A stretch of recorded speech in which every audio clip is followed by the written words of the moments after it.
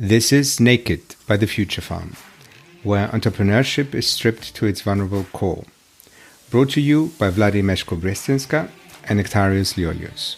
And remember to subscribe, follow, and rate Naked to help us share it with the world. So 11 episodes, it is. You know, I was counting it today. I look on Spotify and I couldn't believe that feeling of like, wow, we actually did 11. I had a good feeling. I don't know how this feels to you. I was thinking about the fact that we recorded the very first episode. The very first we recorded was in February in my living room. Yes. When we were talking to Juan. I nearly forgot about that one, which was such a different world. Yeah. So it was pre-COVID and we were still figuring things out. Very much. And we had no idea what to expect when it came to the editing. Yes. I was saying hi to Catherine, who should be actually maybe one day on this podcast, who is, Catherine is our editor, and she is so important for the whole process and for making it actually what you are listening. If you would listen to the raw one, I think it could be also interesting. But big thank you to Catherine. So yeah, it's been a long time, and in reality it hasn't, but you're right, it feels like forever. Yeah. So what we're doing right now, just to share why we are recording today, right? What we were thinking together is that it will be useful to reflect a little bit on the experience. We asked you guys for feedback, and we've got some really, really useful and helpful feedback from some of you. So we want to also talk a little bit about that and share some exciting plans that we have ahead of us. Does that fly, Nektarios? Do you want to talk to the guys about something else? I like the fact that, yeah, this is structured me. I mean, folks, you would understand we are coming from a different place. Because you are talking to people who are listening. You're addressing our audience directly, where I thought it was going to be just you and I talking. No. They're here in my living room here in Warsaw and in yours in London. So, yeah. Well, maybe this is a good... So it's going to be a mixed bag, right? It's going to be reflections, it's going to be suggestions, but also just really, as we've started more and more bringing ourselves into the conversation, was a bit of our insight of how we experienced that, right? It's kind of funny because when we just had this exchange, Vladi, I was thinking people usually don't get to see where we disagree on things. Yeah, because we don't always. And we do a lot in our usual Future Farm live and even beyond Future Farm. Yeah. We don't even talk to each other. No, no. But joking aside, even something like this, like you came into this thinking we're going to be talking to our audience, and me coming into this thinking I'm going to be talking to you. Vladi. Oh, that's so true. It's quite typical, right? By the way, this is something that I think our listeners don't know. It's like Vladi lives on lists and Trello. I do indeed. I think they do know that. At least I would assume so, because I always got excited when somebody applied their engineering mind. Like our guests, like when Nadira says that she applies engineering mind to solving problems and the mind mapping. That's one of the moments where I'm like, wow, lift up. Yeah. And also when Enrico talked about the Trello board that he used to reflect, those certainly excite me. So how was the whole experience for you, Nektarios? It was amazing. It's kind of, it did things to me that I wasn't expecting.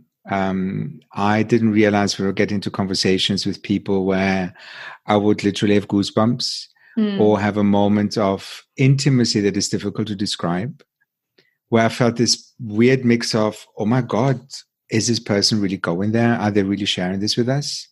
So that was a strange experience of getting a little bit nervous because it was a bit maybe too intimate, but also feeling this extreme sense of gratitude that people are actually comfortable opening up with us. And for me specifically, the moment where it happened where I felt it physically was Asma, when she was talking about the despair that she felt when she didn't know what to do with the money, and then having this very unusual exchange with her husband. And I could I mean, she was on our You screen saw on it. Zoom, and I could see her sitting on a kitchen floor. And I'm going, oh my God. So that was something I never thought would happen when we started talking about the podcast last autumn. But there were also things where I would sometimes sit there and go, yeah, that's interesting, but that's not what we want to talk about. So I would also get impatient and trying to rein in my impatience because I was not prepared for the experience. And when you talk about to entrepreneur about what were the challenges that you've experienced, your emotional challenges, they go, well, the business was really not doing well. And you go, yeah we know that. Takes a while. Yeah. Get to the point. But that's why we've got a great editor. How was it for you? I'm thinking and feeling. A lot of what you said resonates. So from the kind of walking into this with kind of no expectations. And then there were a lot of those shocking moments, as I even wrote that in my own notes and in reflections in preparation for today. It was like really those moments when people were super raw, super naked. And you kind of exactly feel like, oh, we will probably have to give them the recording to review and they will probably cut it out. That was a few times my expectation. And, you said it was Asma in her story, but I also had this with Brett King, where he was talking about his divorce and about his wife. And I think... But, you guys will know because if you listened to the episodes, which we hope you did, you will know that we didn't cut that out because none of them actually asked for editing. I don't think we've had any guests who asked for editing, right? No, not really. We didn't. No, sorry, I was shaking my head. Yeah, he was. You couldn't see him. So that was certainly a huge surprise to me. To what a huge level people are able to talk about the big stuff. And, what I found as a big stuff. And I, some of that now Nadira and her episode where she talks about her suicidal thoughts. So yeah, the stuff that we usually don't talk over coffee and usually we kind of keep for ourselves. And sometimes we don't even say to ourselves. So that was certainly a huge surprise. And I'm, as you said, really grateful. So it was a humbling experience for me, the overall naked experience. I learned tons about myself, frankly, from the experiences. And, it comes to the bits where you feel that you are actually okay to speak live on air, but then you start recording, you hit the button, and then you start rumbling intro. And you are like, what did I just say? And then sometimes forgetting that you can actually, edit this. And I had to have friends telling me that, you can edit it and it's not like live. But so that was great. Certainly a huge learning curve. But I took a lot from the the tools, the mechanisms, the shared experience from our guests. So that a lot of them actually made me reflect on who am I, where I am in my life, how I am coping with some of those experiences. So, egoistically, I'm glad that we've done it. And I hope that we're able to touch not only our lives, like yours and mine, but also people out there. So that was a long way to say that it's been a exciting, humbling experience. It's also great to learn a new thing. Just having the confidence to go, you know what? Now that we've done season 1, we can sit down, look back and go, okay, we know things that we kind of couldn't have foreseen because we were inexperienced in podcasting. And now we know certain things from the feedback, but also our own impressions when you listen back to one of the episodes as maybe one of the first ones we recorded, things we would have asked differently or edited differently. And I like that because when you get to a certain age, you really don't necessarily you don't know what the new things are that you will be learning. And there was something fun about this. And the other day, somebody I sort of barely knew reconnected with me with the line, I see you're a podcaster now. And I was like, you are, Nektarios. But my instant reaction was, no, I'm not a podcaster. I'm co-hosting a podcast with a friend. And he was like, no. This is how I see you now. And it's like, okay, I should just own it and go fine. Yeah. No, I totally know what you're talking about. And I haven't updated any of my, let's say, my social identity, like social media identity related to Naked. Like we do promote it, but I don't have anywhere like, speaker or editor or author of Naked, a podcast. I think I was certainly coming into this, as you said, like, okay, experiment, let's try, great initiative. We are confident enough that this might be a good experiment in terms of getting the message and awareness out there. But when we and I'm grateful for that in some of the promo or comments or people sharing our podcast, and when they, for instance, this post is in my mind where somebody from a network of entrepreneurs posted about us and they referred our podcast in together with like a Harvard Business Review podcast. And I was like, what? Like, seriously? So I'm not showing off here at all, but the reason why I'm saying this is that it's just possible. I think for me, that was great. It was very refreshing. Like you can go out there, figure it out. You have people like Catherine or Dan, who is our also producer and editor. Something, beautiful as Naked is for me, I'll say it subjectively, can actually go born and happen. So, yeah. At the end of the day, we did this because we want to raise awareness. And yes. I think we're doing something right here. I think it's interesting to see that we get feedback. We get people saying, I've been listening to it. People refer to specific episodes, the things that happen in the episodes. And maybe we should also be quite candid about the fact that we never set out for this to become like a mass thing, because we didn't expect that everybody wants to listen to something that's actually not necessarily the easiest listen, right? Yeah. But it's great to people, even if it's one person comes back and says it resonated, or I really liked when Monique talked about how she now shares everything with her team. Yeah. That was one of the first kind of sentences I got back as feedback. And you go, you know what? A, it's great.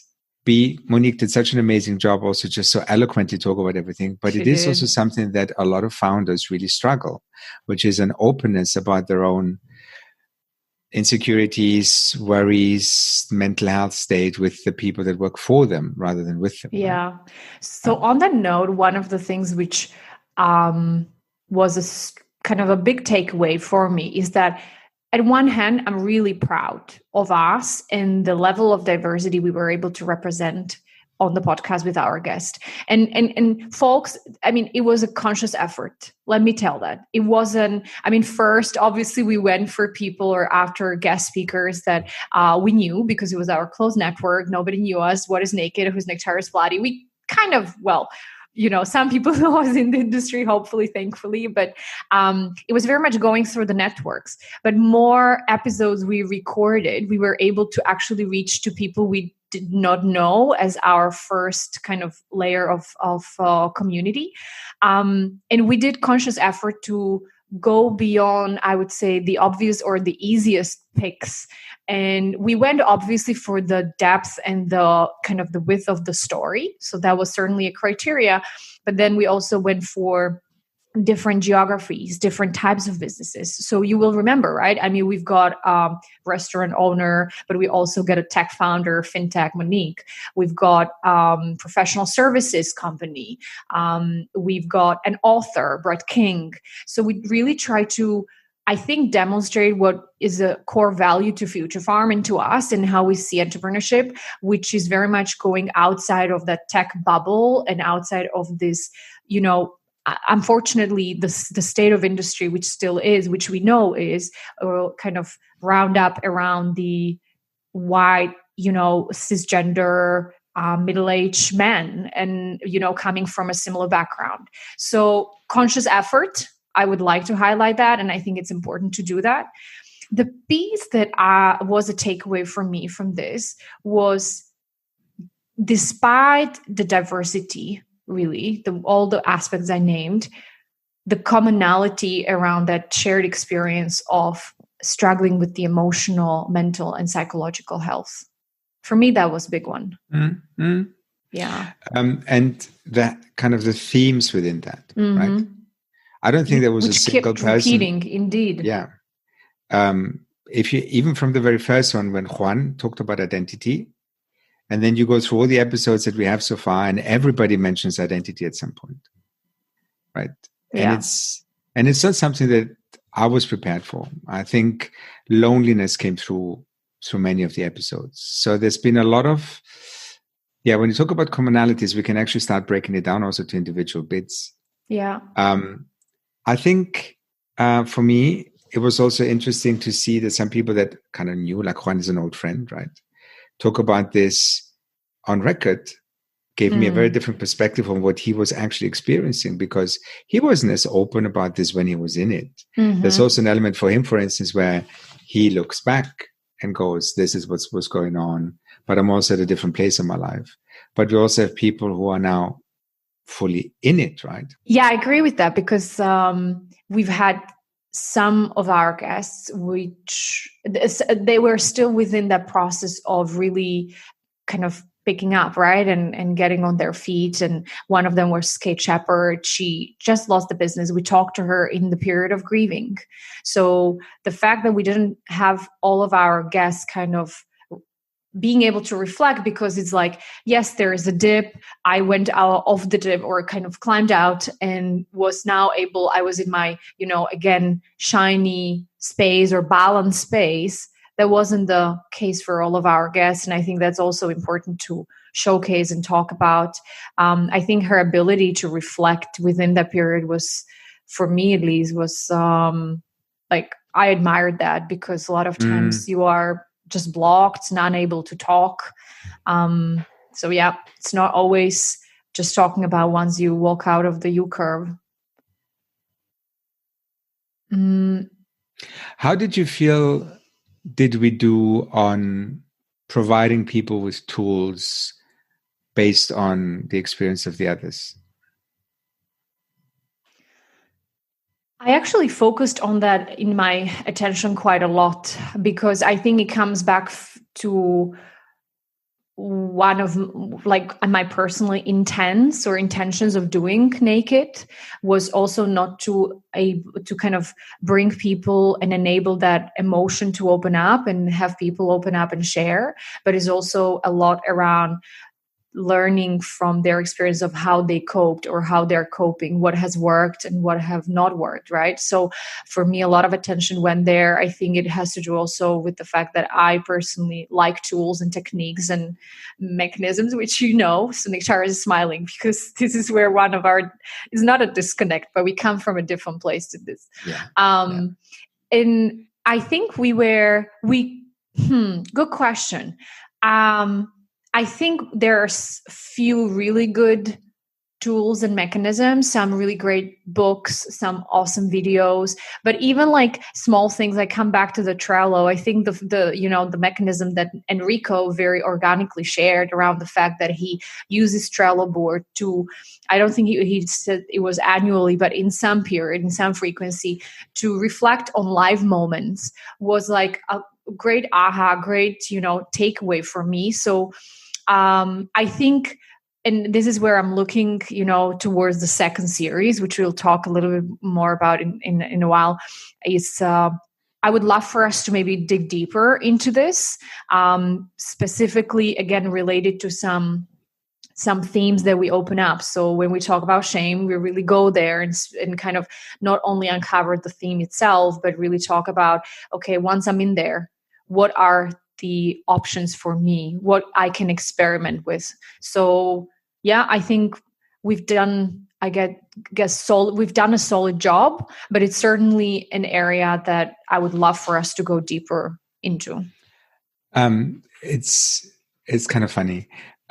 We do come from different angles into this, right? Because when we started this, I was more keen to get people just to listen to the stories, especially for the people who are not necessarily able to describe what goes on inside themselves, but they know something isn't working, right? you have been a bit more practical about this. Yeah. Like it's more like, okay, if you know something's happening, and I think we were trying to do both, but I don't think we were conscious of it right at the beginning. They were trying to do both. And maybe we've got slightly separate audiences. We've got the ones who are searching for, one of my favorite words, the vocabulary, and for the ones who are searching for the tools and the kind of the next step, right? And it made me smile, Vladi, when you put your notes down in the range of support mechanisms. The first word you put down is psychedelics. Yeah, I did. It was on my mind because of Emma. Hi, Emma, saying, because it was a powerful episode. But I am very much exploring that one. And I have learned not to, do the just random awareness about it and be like, it's an awesome tool. Not at all. But indeed, it's first on my list because it's unconventional. And then the other one I put was conventional therapy, which I also reflected on when I was writing it down, because actually for a lot of people, therapy is not conventional at all, right? And I think, I believe it was Monique, right? When we talked about how is therapy stigmatized in South Africa. So I think this was also interesting to see the differences across geographies and communities and how some of the tools are, thought or kind of recognized as, of course, and accessible and normal to talk about, and for others is lacking big stab and lacking the words and vocabulary and not even going there, not accessible, etc. So the biggest surprise for me was when people mentioned faith. And faith in different contexts, and sometimes it was the faith in yourself.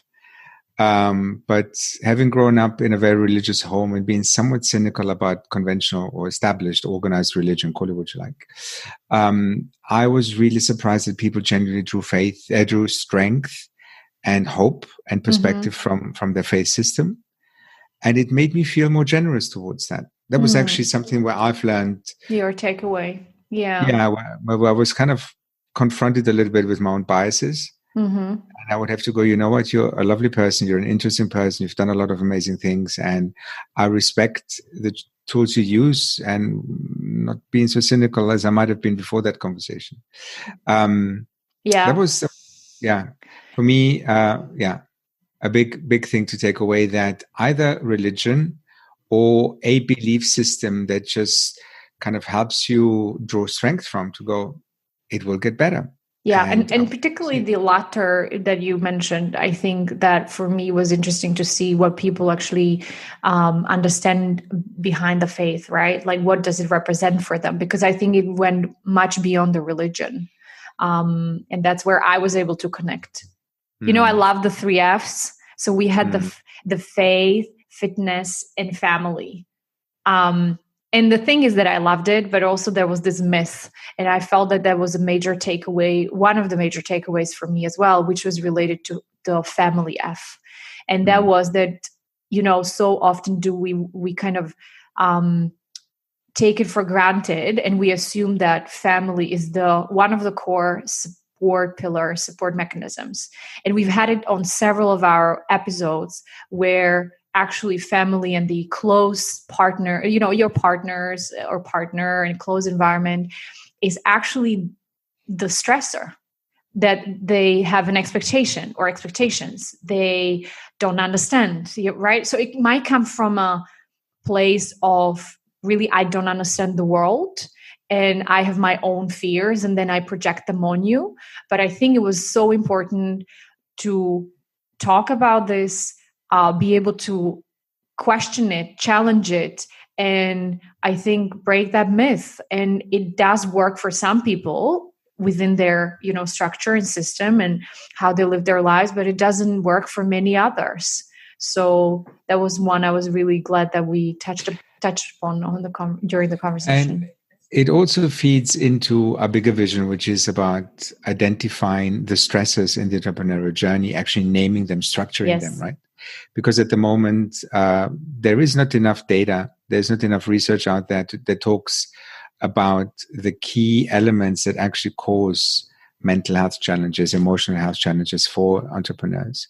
There's very rudimentary research about the manifestations of some of these things and a little bit of a breakdown around demographic elements. But yeah, and we both have opinions on this, right? Yeah. And Nadeem, our third co-founder, he has also very, very strong opinions, and hopefully we'll also get the chance to voice these opinions very soon. Is this maybe a good moment to talk about what we're looking to do in the next season? I think so. So I would like to also take this a second to really thank to all of you folks who have actually shared your valuable feedback with us when we approached you and asked. We took it on board. Before we kind of go into how we integrated it and what the kind of next step will look like, and it's pretty exciting, I just wanted to maybe, Nektarios, if that works, let's just spend a minute on what we've been hearing from the people. And it was interesting because your feedback, guys, also very much was in line with what we were thinking. So that was, I find that as a good message. But I think the one when I'm laughing, because it was the one for Nektarios and myself, really was around the fact that we are too polite potentially, and we are learning very, very much how to kind of interact more intensely with the guest, and not, it's not easy. Let's put it that way. I mean, I will speak from, my place. I tried a few times, and you really have to jump into somebody's thought, and because you already know that maybe they're walking really far away. The one option is that you cut it afterwards, but I think because we love to keep the kind of the smoothness and fluency of the conversation, you come in, you jump, you try to kind of, just interconnect or connect, these are my English words. You will guys already probably notice that the fluency of my English is around making up words, which hopefully don't find. You've been very creative. Let's put it that way. Very creative. But anyhow, so coming back, interacting more with each other and with the guest, we're learning that. Thank you for the feedback. I don't know, Nektarios, if you want to say something to it. I mean, you can only do what also fits with your nature, right? You cannot behave in a way that is against, and yeah, I'm a pretty chilled and polite person. So I'd rather cut it out afterwards. So this is one of the things that we're still figuring out exactly how we're doing this, but we'll get there. Yeah. And you should see, like, when I kind of shared this feedback with Nektarios, and I was like, we have to kind of go in more interactive. And Nektarios comes back, and he said exactly to me what he just said to you guys now, like around like, but this is my nature. And I'm like, yeah, but there is a space for improvement even within the authenticity and stuff. So you see, we coming from different places, but it's good. We are working on making this, I think, joyful and authentic experience for us, but at the same time also to make it in a way that it's really enjoyable for you guys to listen to. So is there any other feedback you want to touch base on or mention? I think overall, the one thing that we've learned, and this is what we're doing this episode, is people are actually having invited us to share more about our own views, our own lives, getting to know ourselves a little bit. And we try to be more open, more candid. And it's difficult to balance if you have a guest who's got an interesting story, and you're also kind of, one of the other feedbacks was maybe a little bit shorter episodes. Yes. So we're also looking to make the episodes a bit shorter. So we're trying to strike that balance. People ask us to record video. Yeah. So we'll see whether we'll do that. But we said that we might experiment with that. So that was one. So there were, a few others, but these were some of the major kind of, of feedbacks and directions that we received from you guys. And then we try to integrate that into what's ahead. Nektarios, do you want to start, like, just sharing the exciting thoughts we have? Or yeah, sure. I can start. I mean, one of the things we just talked about without explicitly naming it is that our audience has really appreciated two separate things that came out of the podcast. On the one side, it's the story of the guest. And on the other side is our kind of interpretation of what was going on and giving it some context, giving it a perspective.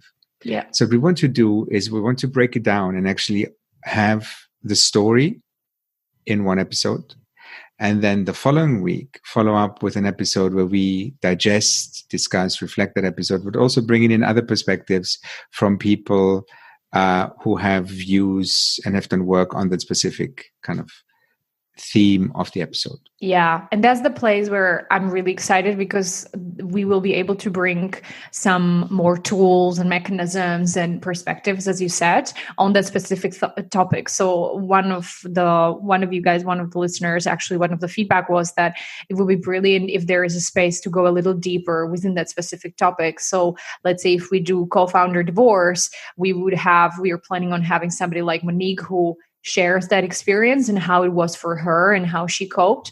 And then the second episode between Nektarios and I hopefully should bring a reflection, but also some tools on what can we do about it, or how to prevent, how to cope, etc. So that very much excites me. Yeah. Sorry. No. Me too. It excites me too, Vladi. No, it's also getting people to talk about this who have a perspective. So beyond, like a therapist or somebody who's done some work, or a researcher, or somebody who's written a book. Because one of the things that we've noticed when we started talking about this, that a lot of people also came to us and said, actually, I'm an expert in this domain, or I have a particular view on this. And it would be nice to also give people a platform who can specifically offer help.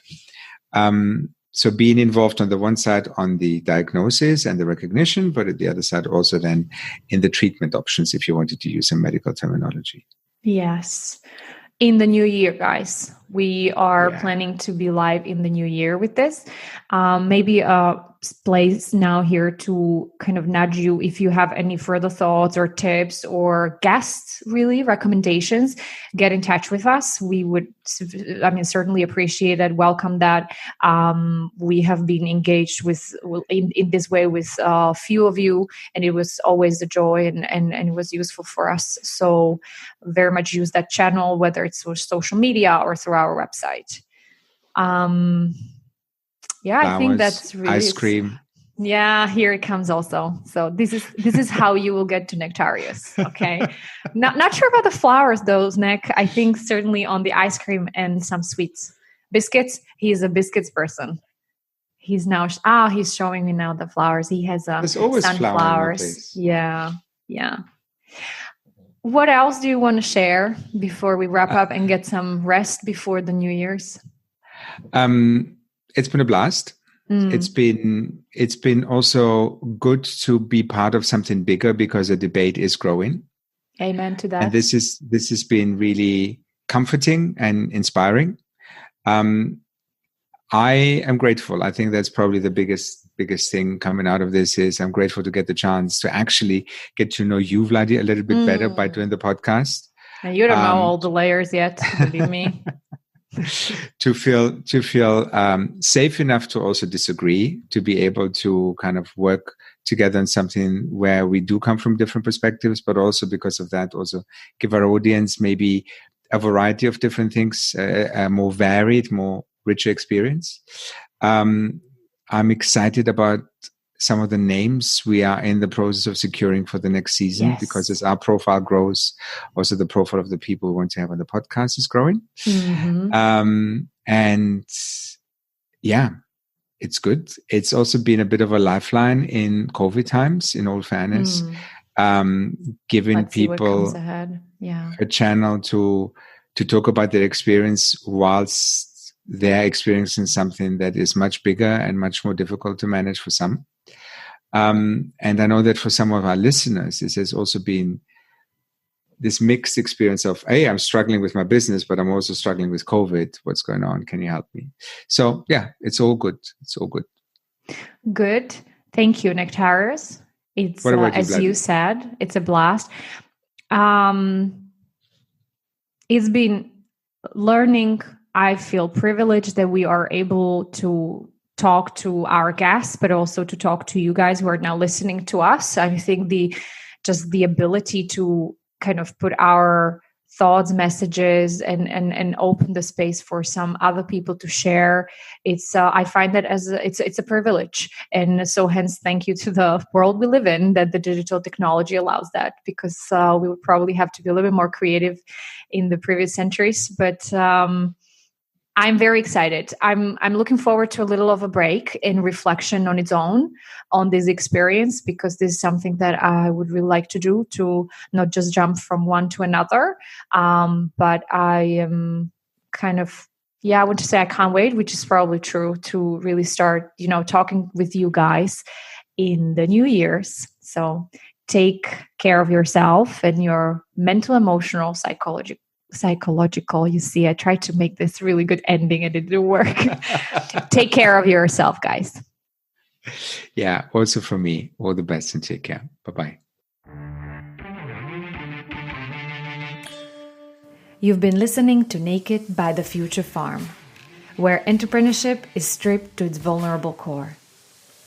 To learn more about our work, sign up to our newsletter or visit thefuturefarm.co, where you can also apply to be a Naked guest.